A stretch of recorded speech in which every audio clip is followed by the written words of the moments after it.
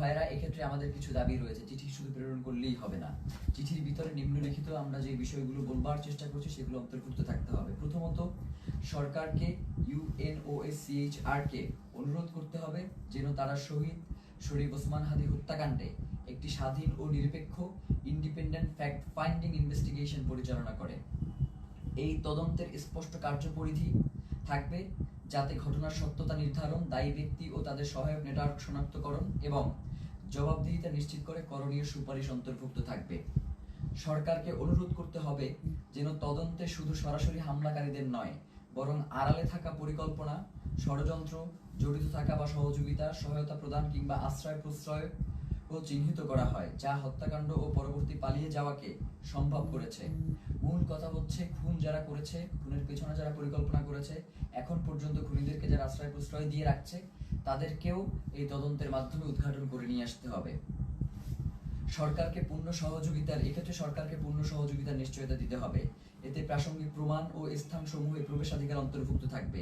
একই সঙ্গে রাষ্ট্রীয় বা অরাষ্ট্রীয় কোনো পক্ষের হস্তক্ষেপ না হওয়ার নিশ্চয়তা প্রদান করতে হবে। কিছু অভিযুক্ত সন্দেহভাজন বিদেশে পালিয়ে থাকতে পারে এমন প্রতিবেদনের প্রেক্ষিতে সরকারকে OSCHR এর সহায়তা চাইতে হবে, যাতে স্ট্রাকচার্ড ক্রস বর্ডার কোঅপারেশন নিশ্চিত হয়।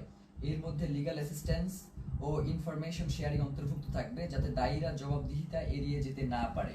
মূল কথা হচ্ছে, শহীদ ওসমান হাদীর হত্যার তদন্ত জাতিসংঘের অধীনেই হইতে হবে এবং এই তদন্ত কাজ যাতে কোনো ধরনের বাধাগ্রস্ত না হয়, সকল ধরনের সহযোগিতা এই রাষ্ট্রের পক্ষ থেকে নিশ্চিত করতে হবে।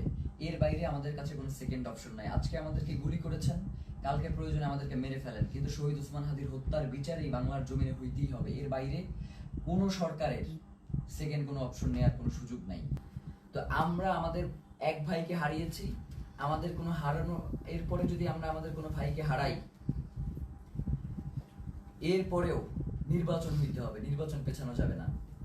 নির্বাচনের পরে যে রাজনৈতিক দল ক্ষমতায় আসবে, তারা যদি এই ব্যাপারে কোনো সুষ্ঠু পদক্ষেপ না নেয়, আমরা শুধু বলি ব্যাপারটা এমন না, আমরা তাদের জীবনকে জাহান্নাম বানাই দিব বলছি, তাদের জীবনকে জাহান্নাম বানাই দেবো, এই কথা বলেই শেষ করলাম।